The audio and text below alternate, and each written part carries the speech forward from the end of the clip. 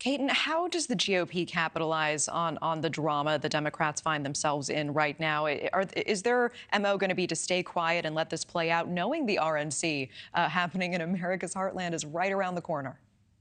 Well, the RNC, I was on the National Committee for 8 years, an officer of the conventions, and know how it works. I know the Democrat National Convention, they have super delegates, but only till the second ballot. So Joe Biden's already got the first ballot sewed up. One thing to watch for next week is going to be the fact that Donald Trump's probably going to name his VP on Wednesday. They've changed the rules, a lot of rules they've changed. That disturbs a lot of people. But again, nobody really cares about these national committees because they're not on them, but they are part of this process. I think the fact that these celebrities and all the left-wing liberals are coming out and saying, hey, let's kick Joe off because they hate Donald Trump, you know, that plays in our favor. I'll be voting for Donald Trump. I was with Nikki Haley for a year and a half, found her when she ran for governor. But my point is that just plays into our hands, and I really appreciate it. I appreciate him continuing to call on him to step down, continuing to insult him. It's his choice, but then he's going to get Kamala Harris, and let's see what happens there. I don't think Joe has to leave. I don't think his wife wants to leave. And they ought to just move on and figure out how to try to beat Donald Trump. Donald Trump's going to be very, very hard to beat, y'all. Yeah. He is. Okay, let's not he forget has been doing this. He's been doing this for 4 years. Dr. Cook. I'm sorry, Katon, don't forget we have a convicted felon on 34 counts versus an incumbent. We have a dictator versus democracy. We have fascism versus freedom. I think the choice is not just Joe Biden's and his family, but it's the voters' choice. Who do we want in there that's seasoned enough to help us stay on the front lines of democracy? And that's who we have to stand with. Dr. Cook, let me ask you about this, because we even hear Governor Gretchen Whitmer saying it would not hurt for Biden to take a cognitive test. Do you agree? Should Biden do this? Would that silence some naysayers so the party can come together and move forward here?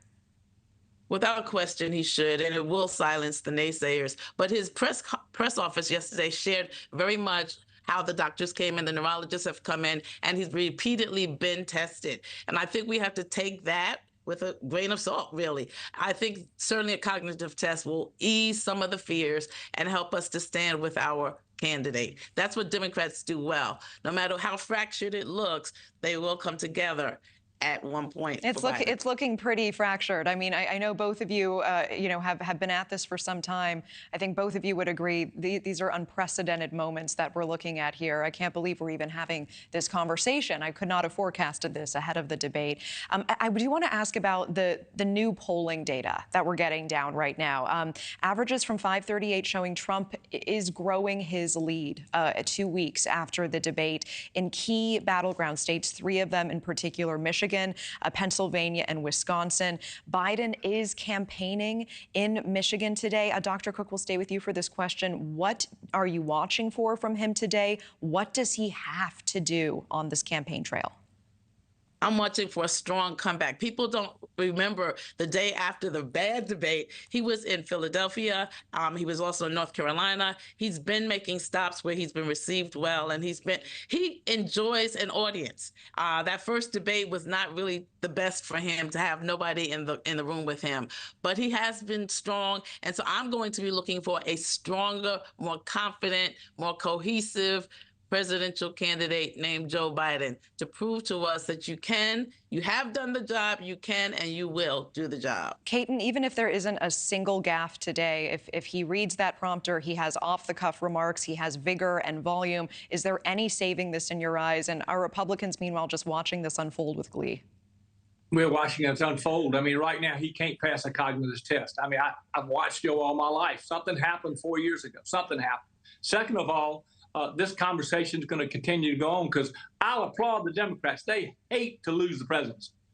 We love to win it, but we don't covet it like the Democrats. And Joe Biden is really the only chance probably to beat Donald Trump right now.